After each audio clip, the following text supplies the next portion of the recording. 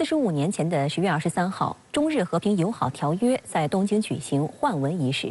23号，国务院总理李强、中共中央政治局委员、外交部长王毅分别同日本首相岸田文雄、外相上川阳子互致贺电，发出坚持中日和平友好与合作的重要积极信息。外交部同日表示，条约规定的恪守中日联合声明原则、互不干涉内政、反对任何国家谋求霸权等一系列核心内容，至今仍是处理中日关系必须恪守的遵循，对于解决当今世界面临的风险挑战，也具有现实指导意义。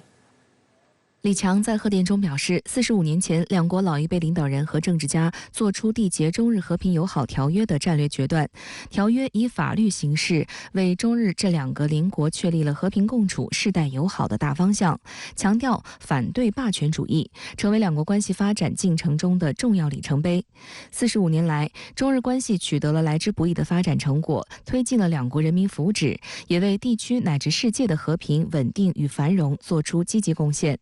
李强指出，中方愿同日方一道，重温缔约精神，牢牢把握两国关系正确发展方向，致力于构建契合新时代要求的中日关系。岸田文雄说，日中两国对地区乃至世界的和平与繁荣肩负重要责任，在广泛领域拥有合作潜力，双方共同致力于构筑建设性、稳定的日中关系具有重要意义。日方愿同中方重温条约精神，努力推动日中关系取得更大发展。同日，中共中央政治局委员、外交部长王毅也同日本外相上川阳子互致贺电，发出坚持中日和平友好与合作的重要积极信息。中日同时发出的这个贺电，就是说，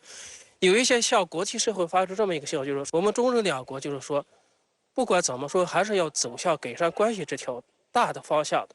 大的道路。45年前的10月23号，中日两国缔结的和平友好条约正式生效，是继邦交正常化之后两国关系的重要里程碑。当时，时任国务院副总理邓小平对日本进行了正式友好访问，与时任日本首相福田赳夫出席了中日和平友好条约批准书互换仪式，中日两国友好往来从此有了法律上的保障。条约全文篇幅不大，但字字千钧。条约规定，中日在和平共处5项原则基础上发展两国间持久的和平友好关系，用和平手段解决一切争端，而不诉诸武力和武力威胁。任何一方都不应在亚洲和太平洋地区或其他任何地区谋求霸权，并反对任何其他国家或国家集团建立这种霸权的努力。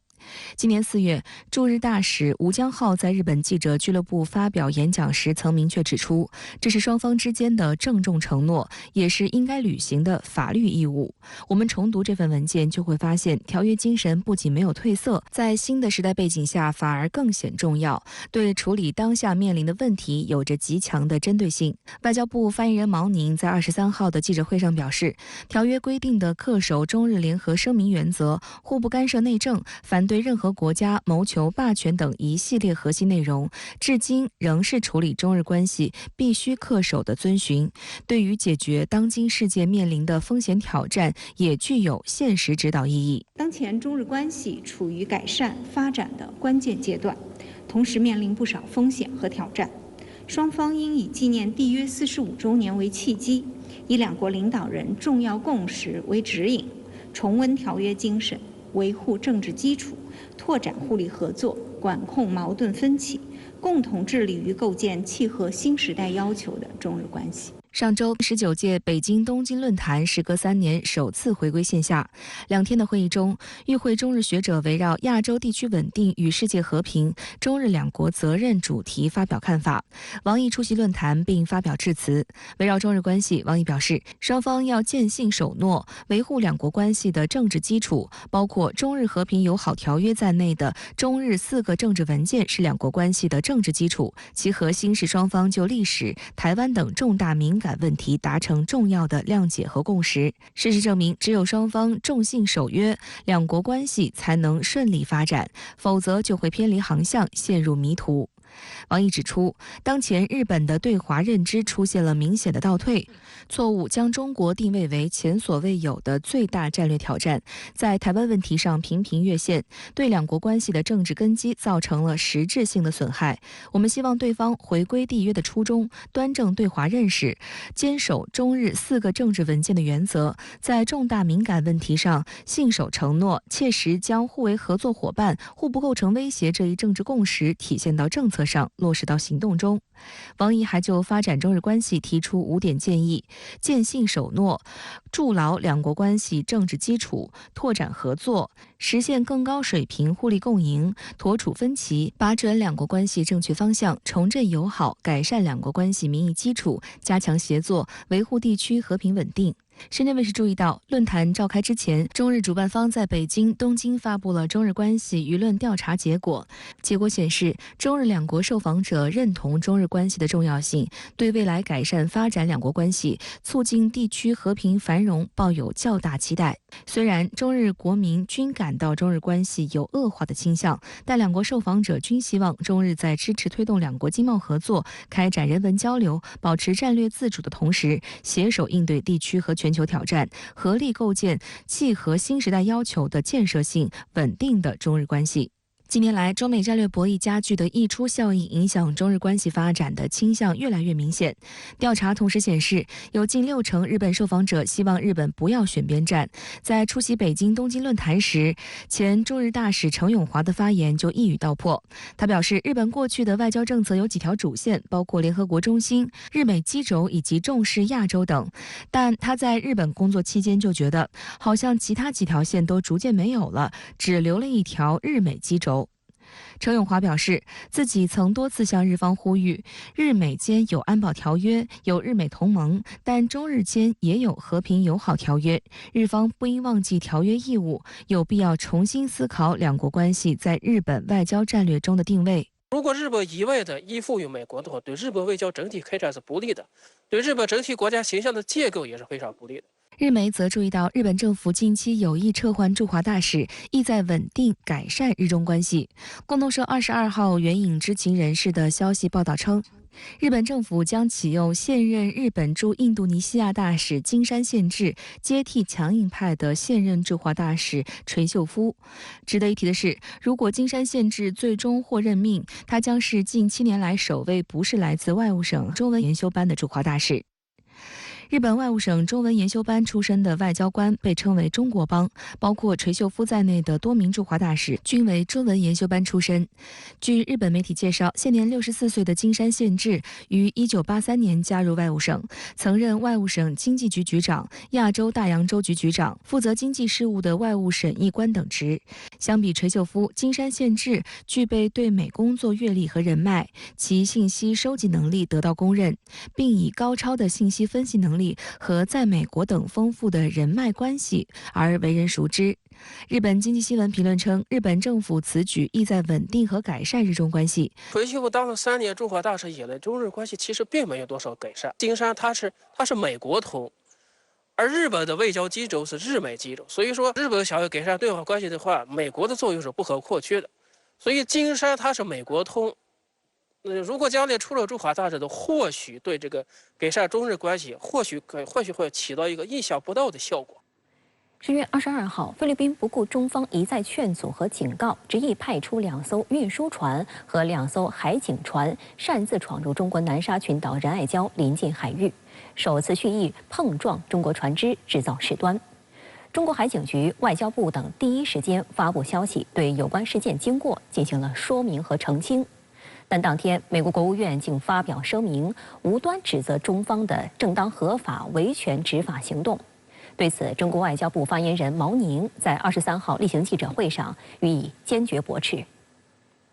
我们注意到，近日美国再次试图以拉偏架的方式介入南海问题，在仁爱礁事件上为菲律宾背书。在今天的外交部记者会上，发言人有针对性地指出，菲律宾在仁爱礁的侵权挑衅和美国的怂恿支持分不开，美方应当正视仁爱礁问题是中菲之间的双边问题，与美国无关。毛宁表示，美国国务院罔顾事实，无端攻击，指责中方在中国南沙群岛仁爱礁的正当合法维权执法行动，为菲律宾侵权挑衅行为站台背书，用心十分险恶。中方对此强烈不满和坚决反对。毛宁重申，仁爱礁历来就是中国领土，中国对包括仁爱礁在内的南沙群岛及其附近海域拥有无可争辩的主权。菲律宾在仁爱礁的侵权挑衅与美国的怂恿支持是分不开的。仁爱礁问题是中国和菲律宾之间的双边问题，与美国无关。美国为实现自身地缘政治私利，怂恿支持配合菲律宾在仁爱礁侵权挑衅，严重违反国际法和国际关系基本准则，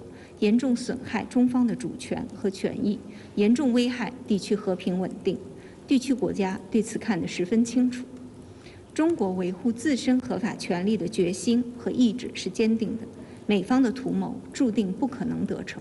22号下午，中国海警局新闻发言人发表谈话称，菲律宾当天不顾中方一再劝阻和警告，执意派出2艘运输船和2艘海警船，擅自闯入中国南沙群岛仁爱礁附近海域，企图向非法坐滩军舰运送违规建筑物资。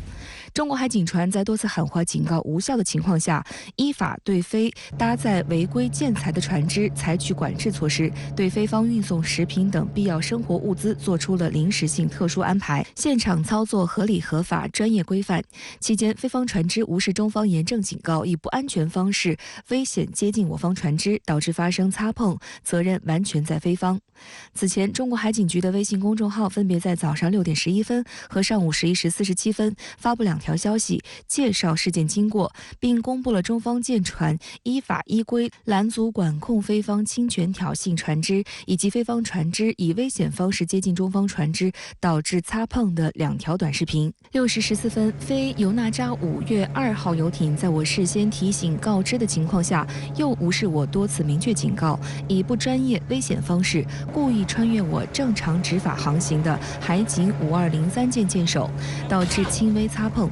8时13分，菲海警4409船蓄意挑事，有预谋主动倒车，尾部与我停车漂泊的琼三鲨鱼00003船右舷发生擦碰，恶意碰瓷制造事端，升温现场局势。中方公布的视频可以看出，在这个菲方游艇在横穿或者说叫拦截中方海警船船首的时候呢，中方海警船有一个明显的减速的动作，很有可能是紧急实施了一次发动机的停车，这需要中方进行一个很好的提前的准备，也说明呢菲方这种行为是极其恶劣的。我觉得这次菲律宾方面它的挑衅力度还有用意更为的明确，恶意呢也更加的深。用通俗的话来讲，就是在碰瓷制造事端。这种用意以及它背后所体现出的这种投机心理，是远远胜于之前几次双方在仁爱礁海域，也就是相同海域双方发生的这种摩擦行为。外界注意到，菲律宾方面当天也公布了这2起擦碰事件，但菲方倒打一耙，妄称是中方船只危险拦截碰撞菲方船只。有学者指出，按照国际海上避碰规则，当2艘舰艇交叉相遇的时候，菲方船只是让路船，中方海警船则是直航船只。菲方船只必须采取有效措施来避让中方船只，避免碰撞危险发生。但从中国海警公布的视频中可以明确看出，菲方游艇没有采取减速、转向或其他有效方式来避让，故意导致了碰撞事故的发生。而第2次事故是菲方海警船故意冲撞我渔船，因此这明显是菲律宾方面又一起在南海蓄意挑衅性事件。2次碰撞事故的责任完全在菲方。菲方呢，通过这种行为呢，继续把自己打扮成一种受害者，进一步呢来炒作中国威胁。而且菲方呢，也通过现场录制视频的方式，用一种很成熟的手法来第一时间的造谣抹黑中国。可以看出呢，菲方打算通过定期化的来运补仁爱礁这种方式，持续的制造现地紧张的这种局面。今后呢，也会用类似的方式继续的进行挑衅。对菲方倒打一耙，中国外交部也在第一时间严正声明我方立场，厘清事实。外交部发言人22号晚就此事答记者问时强调，仁爱礁是中国南沙群岛的一部分，是中国领土。中方在仁爱礁问题上保持了极大的克制和耐心。一段时间以来，通过多个层级、多个渠道同菲方保持密集沟通，但菲方无视中方的善意和诚意，不断派船擅闯仁爱礁海域，蓄意挑衅，严重侵犯中国的领土主权和海洋权益。中方再次敦促菲方重视中方严正关切，信守承诺，停止在海上滋事挑衅，尽快拖走非法坐滩军舰，避免破坏南海的和平与稳定，损害本地区国家的共同利益。23号，中国驻菲律宾使馆首席馆员周志勇公参也会见菲外交部部长助理兼亚太司司长艾琳，奉使就菲方船只22号擅闯仁爱礁海域向菲方提出了严正交涉，表达强烈不满和坚决反对。第一个方面呢，就是中方对菲方这一次恶意的碰瓷、制造事端表现出了极大的舆论上的反制力度，也同时呢，通过公布现场的视频以及提供更多的细节，不仅展现了中方执法船只的克制和冷静程度，同时呢，也用不可辩驳的事实，在不同层面上、不同维度上，对菲方予以了坚决的反击，也是向中国的民众展示了中方执法的这种信心，捍卫主权的这种力度。公开报道显示，这是10月份以来菲律宾在中国南沙群岛及其附近海域实施的第3次侵权行径。有观察指，对于南海争端，中国一直致力于通过协商谈判来和平解决争端。当前，域内有关国家中，只有菲律宾在美国支持纵容下，一而再、再而三地在其发起的挑衅事件中将自己打扮成受害者，借此妄图获得国际舆论支持，达到占领仁爱礁的企图，这是行不通的。我们应该看到，在背后呢，也有非常明显的一种美国因素。可以看出呢，在这几次摩擦争端事端之中，美国既提供了外交上的支持，也通过现地的一些方式对菲方进行了一些实际的支援，来故意的制造中菲之间缠斗，把中国塑造为所谓的规则破坏者，继续呢离间中国和东南亚国家之间的关系，来达到美国实施印太战略的这样的一种目的。22号，在埃及参加巴勒斯坦问题峰会的中国政府中东问题特使翟俊，在中国驻埃及大使馆举行记者会。翟俊表示，目前巴以冲突还在持续升级，加沙的形势十分严峻，发生大规模地面冲突的风险空前上升，对地区和国际社会的外溢效应正在扩散。这种前景十分令人担忧，国际社会必须对此高度警惕，立即行动起来。中方一贯认为，武力从来不是解决问题的办法，以暴易暴只会陷入冤冤相报的恶性循环，给政治解决制造更多的障碍。只有尽快的停火止战，推动局势降温，才能给政治解决创造必要的条件。巴以和谈是打破巴以冲突恶性循环的唯一现实出路。我们呼吁尽快召开更加权威、更有影响、更大范围的国际和会，凝聚国际的促和共识，推动巴勒斯坦问题早日得到全面、公正、持久的解决。我们坚定地支持巴勒斯坦人民恢复民族合法权利的正义事业，坚定支持建立以1967年边界为基础，以东耶路撒冷为首都，享有完全主权的独立的巴勒斯坦国。翟俊特使在此次中东之行当中，已经访问了卡塔尔和埃及，出席了开罗和平峰会。在峰会期间，会见了阿拉伯联盟秘书长盖特，而他下一步的行程也受到外界高度关注。外交部发言人毛宁23号作出介绍。今天呢，翟俊特使即将抵达阿联酋，他还将在阿联酋出席第10届中阿关系及中阿文明对话研讨会。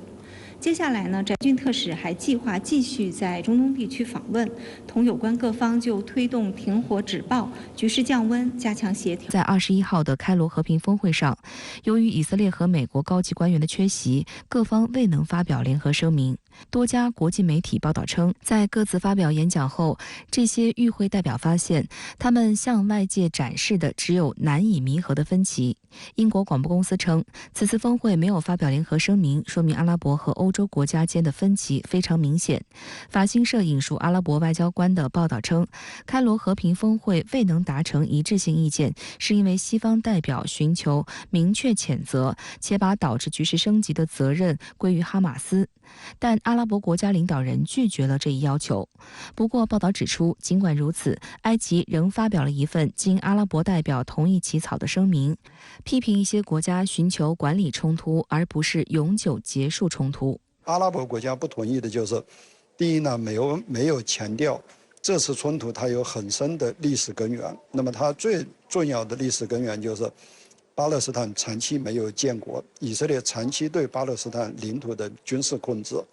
那么第二个就是欧美没有强调巴勒斯坦问题的根本出路在于两国方案，所以这是阿拉伯国家跟欧美之间的主要的分歧。实际上，巴勒斯坦问题不仅放大了美欧国家与阿拉伯国家之间的冲突，难以重启的和谈也让欧洲国家内部反对的声音越发明显。德国柏林报等多家媒体21号报道称，大约850名欧盟委员会雇员联署了一封致欧盟委员会主席冯德莱恩的私人信件，抗议他近期在有关巴以冲突的一系列表态中偏袒以色列。美国政治新闻网称，欧洲外交与安全政策高级代表博雷利曾反驳冯德莱恩称，自卫权与任何其他权利一样都有限制。分析认为，美国和欧洲盟国之间就冲突如何解决也存在着深刻分歧。虽然美国中东政策的核心是支持以色列，但欧洲国家的利益诉求更广泛。美国如果片面偏袒以色列，导致的必然后果是加沙地带乃至于更广泛的中东和欧洲地区出现更多人道主义危机和难民危机，这显然不是欧洲国家愿意看到的。在巴以问题上，历来他们就有分歧。虽然欧洲整体上也支持以色列，但是在人道主义的问题上，欧洲的关注的力度更大。就是欧洲也支持以色列，但它跟以色列关系的紧密程度跟美国还是有一定的区别的。相关话题来连线特约评论员管瑶。管先生您好。巴以军事冲突进入第3周，以防长加列特周日在以空军指挥中心宣称，对加沙地面军事行动可能将持续3个月。那么，管先生，您对此有何观察呢？好的，主持人。那么，这是以军在加沙地带周边屯兵30多万，因而不发2周之后，以军高层在继续高调擂响加沙地面战的战鼓。以色列防长加列特已经多次就此公开发声。那么此前2天，他甚至在以色列议会的专门会议上摊牌，交代以方在加沙地带的3阶段的作战计划和最终的目标。那么按照以色列防长他所宣布的作战规划，那么地面战甚至直接包括在第1阶段内，也就是先以空袭来打头阵，随后展开地面的强攻。而以方的最终目标是整体消灭哈马斯，在加沙地带建立所谓的新安全政权。以军总参谋长也在上周6宣称，以色列国防军已经准备攻入加沙地带，摧毁哈马斯的人员与基建。但是这位以军最高军事指挥官也并没有明确行动的时间表。那么结合冲突的最新事态发展来看，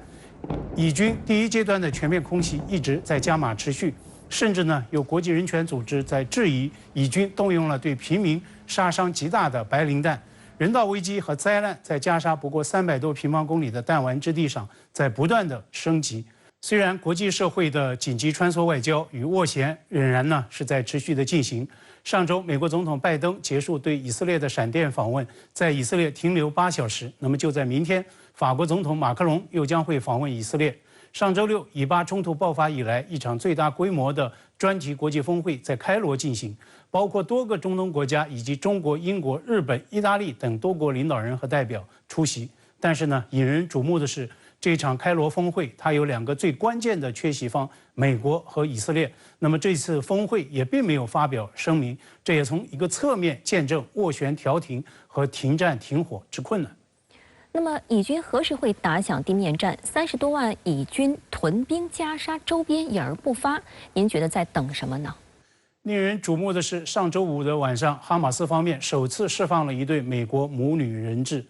美方在第一时间发布的声明中，感谢了卡塔尔方面给予的援助。那么，按照美国媒体昨天爆料的最新的内幕，事实上呢，在人质事件最初爆出时，美国国务卿布林肯就已经向卡塔尔方面求援。这一段时间呢，相关各方的幕后接触与沟通一直就没有中断过。《纽约时报》就援引谈判专家分析，这对美国母女他们作为最先释放的人质，明显是一个精心选择的结果，因为他们的身体状况相对良好，这有利于对外释放特定信息。哈马斯甚至开出了条件，通过中间方要求以色列方面暂停军事行动，以便哈马斯方面对于人质的状况进行全面的一个评估。但是呢，实际上在这2位美国人质获释之后，以色列的空袭行动并没有在上周末这2天摁下暂停键。所以一旦地面战开打的话，200多名被绑人质的安危就将打上一个大大的问号。美国 CNBC 的最新报道也指出，美方正在全力推延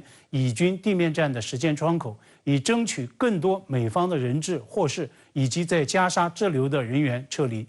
那么其次，以军开打地面战也将会面对加沙地带空前惨烈的所谓城市巷战的考验，首当其冲的就是所谓隧道生死战的挑战。甚至有人认为，就军事地理而言，存在着2个加沙，一个是建筑与人口都高度密集的地上加沙，一个呢是各种隧道与通路盘根错节的地下加沙。以色列国防军是吃过隧道战苦头的，此前1名以军士兵被哈马斯掳走，囚禁5年，那么最终以方是以过千名的巴方囚禁者换回。以色列国家安全研究所呢，2014年就曾专门推出一份7页长的研究报告，专门对以色列国防军应对隧道战的这个短板与挑战进行战力分析。当然了，更不要提地面战一旦开打之后，大规模人员伤亡，尤其是平民伤亡造成的战争后果，以及相应带来的舆论与情绪冲击了。所以即便地面战箭在弦上，但是呢，以色列进入到下一个阶段的军事行动，还有赖对战场态势的评估判断。当然，对于外部世界，这也意味着斡旋窗口的空间与可能。美国国务卿布林肯与防长奥斯汀周日同时向媒体喊话称，警惕中东战事扩大升级。美防长更警告美国在中东驻军及公民遇袭风险显著上升。您觉得这又意味着什么呢？一旦加沙地面战开打，会不会进一步的引爆中东火药桶，引发前所未有的连锁反应？这无疑是以方必须要正式评估的另一个重大的战争变量，也是相关各方的一个最大关切。翟俊昨天在开罗记者会上就强调，军事冲突已经向以色列与黎巴嫩以及叙利亚的边境地区在渗透，战争溢出效应正在向地区以及国际范围内在做扩散，态势令人忧虑。布林肯与奥斯汀昨天的媒体喊话呢，就是要敲打震慑以色列的一系列周边假想敌，更是呢把攻击的矛头直接指向伊朗，试图以嘴炮来遏制冲突的升级。布林肯在接受 CBS 电视新闻节目采访时就强调说，伊朗代理人袭击区内美国目标的风险正在上升。他强调，美军已经派出2艘航母战斗群在部署东地中海，美方正在采取所有的手段来确保美方人员的安全，必要时将会采取决定性的行动。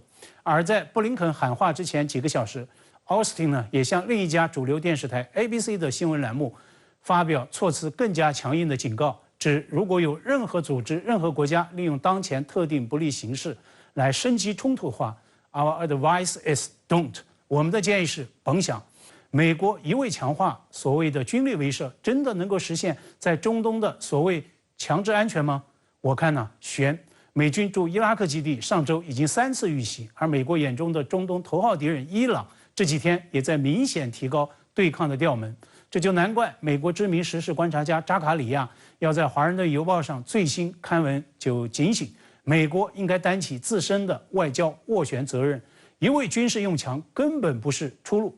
以方声称哈马斯武装突袭是以色列版的911事件，而扎卡里亚呢，他则在文中警醒美方的灾难性的应对。美国在遭遇911恐怖袭击之后，打了2场反恐战争，烧了8万亿美元的军事投入之后，美国又到底收获了什么呢？我认为扎卡里亚的这样一个扎心的追问，同样应该抛给以色列的战时总理内塔尼亚胡。他必须对此紧迫回答。随着2024年台湾地区领导人选举进入关键节点，蓝白合又现转机。民众党2024参选人柯文哲近期与中国国民党主席朱立伦及该党参选人侯友宜见面，两党正就台立法机构民代席位最大化展开谈判，甚至台中市还出现了蓝白合示范区，让岛内看到了下架民进党的希望。而民进党2024参选人赖清德的最新支持度则创半年以来最低。侯友宜23号来到桃园市冲刺选情，针对外界关注的蓝白整合进度，侯友宜强调会做最大的善意和最大的努力。面对民意的期待，我会做最大的善意、最大的努力，一起朝政党轮替、蓝白合作往前走。我们现在一直在民意大家的期待底下，一直在往前推进。我会跟所有的立委一起并肩作战，让大家能够团结在一起。柯文哲近日分别与朱立伦以及侯友宜见面。柯文哲竞选办公室发言人吴怡轩证实，双方将达成共识，即两党在立法机构民意代表席次最大化。民众党与国民党保持沟通，希望争取国民党的支持。我们跟朱主席也有很多意见上的交流，因为国民党也是我们希望合作跟争取支持的方向。两个主席碰面是非常正常的事情，我们甚至希望能够进一步的讨论，未来在立委的辅选上能够有更多的合作方案。台媒报道称，柯文哲21号晚间与侯友宜再度见面，会谈1小时。就聊天就聊天，那难道一定要聊天？要聊什么吗？互相交换一下意见而已了。谈判哪有那么快有结果？至于外界建议暂且搁置台湾地区领导人选举层级合作，先谈民代合作，柯文哲认为有可能会先找朱立伦谈民代合作，暂缓找侯友宜谈领导人选战合作。这也是一个办法的，当然这样的，有困难的先 hold 住嘛，可以解决的先解决，这也是一种策略。虽然蓝白合如何推进还在谈，但台中市的民意代表选战先上演蓝白合示范区，代表中国国民党竞逐民意代表的林嘉欣成立竞选总部，台中市长卢秀燕与民众党民意代表参选人蔡碧如都现身力挺。我等代表今年第一遍。比如第一遍，另外我们还有什么第一次？我们蓝白合体第一次帮候选人辅选。台中市第一选区民代选战，国民党没提名，由民众党前民意代表蔡碧如对上民进党籍的现任台立法机构副负责人蔡其昌。卢秀燕此前已公开为蔡碧如站台，两人一起的竞选海报也正式出现。台湾媒体评论称，全台都呼吁下架民进党之际，蓝白合新进展又让人看到希望。应该说呢，到目前为止，蓝白还是有和的这个意愿的。毕竟当前这个下架民进党才是最大的民意。大家也都知道如果不和的话呢，恐怕蓝白都赢不了。所以说呢，蓝白合是当前下架民进党、实现政党轮替的唯一的一个办法。所以说现在呢，他们应该是在积极的去努力。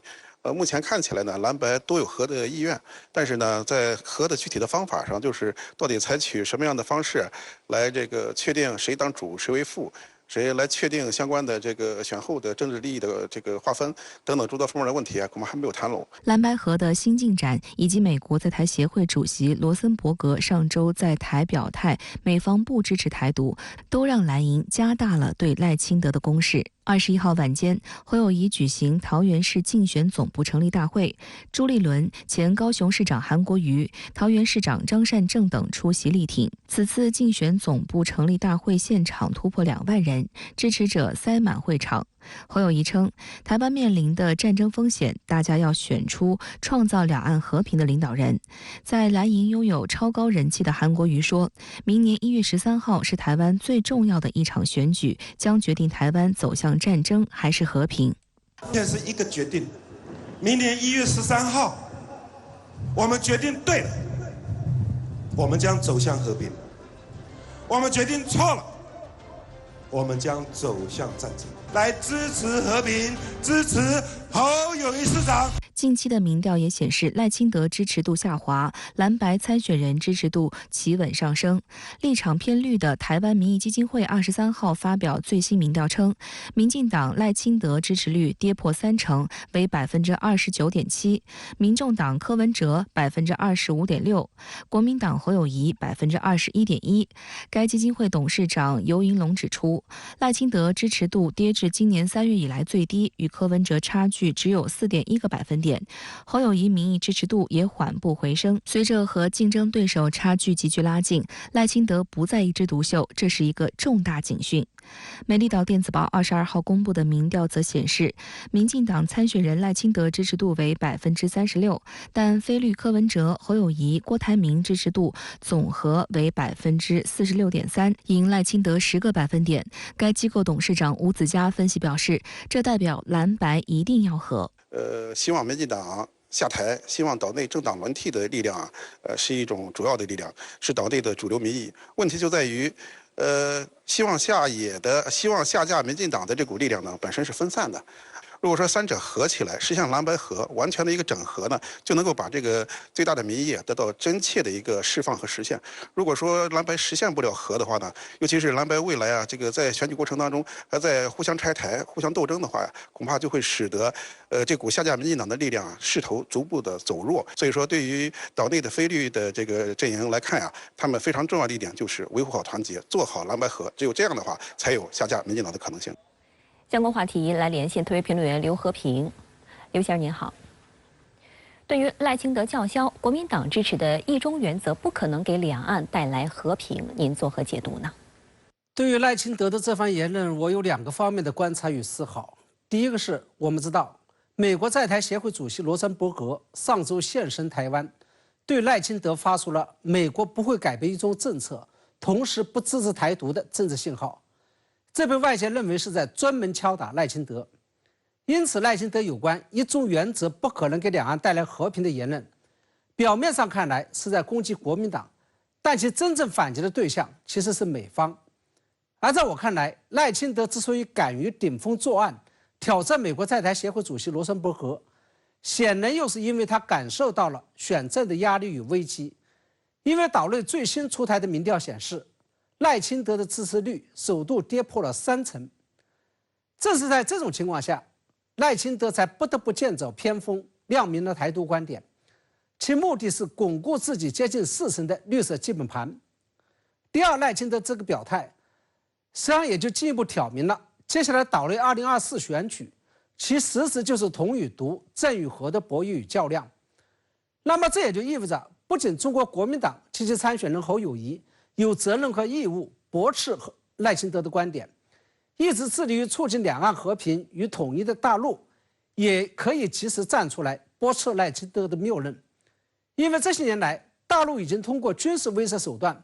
尤其是通过持续不断的舰机绕台巡航，向岛内的绿营，尤其是民进党发出了支持拥抱台独就意味着战争的明确信号。接下来大陆还可以向岛内选民发出承认一中原则就意味着两岸和平的信号。国民党为拉台参选人侯友宜的声势，近日在全台举办多场造势晚会，不仅邀请前高雄市长韩国瑜站台，而且宣布由台北市长蒋万安担任台北市竞总主委。那对此您又如何看呢？中国有句俗话叫好钢要死在刀刃上，现在距离明年1月份的选战还有不到3个月的时间，并没有到为侯友宜的选情吹响冲锋号与发起总攻的时候。然而我们看到，国民党已经是把自己的王炸都甩了出来，也就是把蓝营的2张调动人气的王牌韩国瑜以及蒋万安都推向了最前线，大有要提前打响总决战的架势。我认为国民党现在就使出全部的力量，很显然并不是冲着蓝绿对决而来的，也就是不是冲着民进党与赖清德而来的，而是冲着代表白色力量的柯文哲与民众党而来的。因为对于国民党来说，眼下的任务不仅仅是要促成蓝白合，而且更为关键的是要促成以国民党为主导的蓝白合。而促成国民党正主导的蓝白合，标志就是要形成侯贺配而不是形成柯侯配。我曾经说过，对于国民党来说，要想重新拿回执政权，必须要闯过2道难关，也就是要在2024中选时战胜民进党与赖清德。但眼下最为迫切也最为关键任务，却是要战胜白色力量，也就是要让侯友宜在跟柯文哲在接下来的全民调对比当中能够战胜柯文哲。而且在我看来，让侯友宜在全民调对比中战胜柯文哲，其重要性绝对不亚于2024选战中战胜民进党与赖清德。这背后的原因就在于，假如蓝白合是以侯柯配的形式出现，并且最终取得了岛内的执政权，那不仅意味着国民党将不得不把其赖以为生的两岸事务主导权让渡给白色力量的柯文哲，并从此失去自我。而且更为关键的是，由于柯文哲的支持者主要是从泛蓝内部分裂出去的群众，一旦柯文哲成为台湾地区领导人，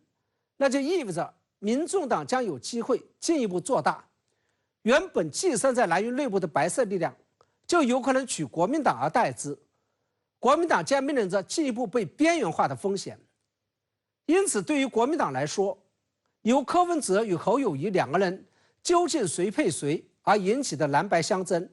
其重要性并不亚于持续了数十年的蓝绿斗。而当前侯友宜的民调之所以难以超越柯文哲，根源又在于泛蓝内部不团结，出现了严重的跑票现象。我认为这就是国民党不得不提前甩出自己的王炸，也就是不得不请出自己的战斗蓝韩国瑜以及蒋万安的原因。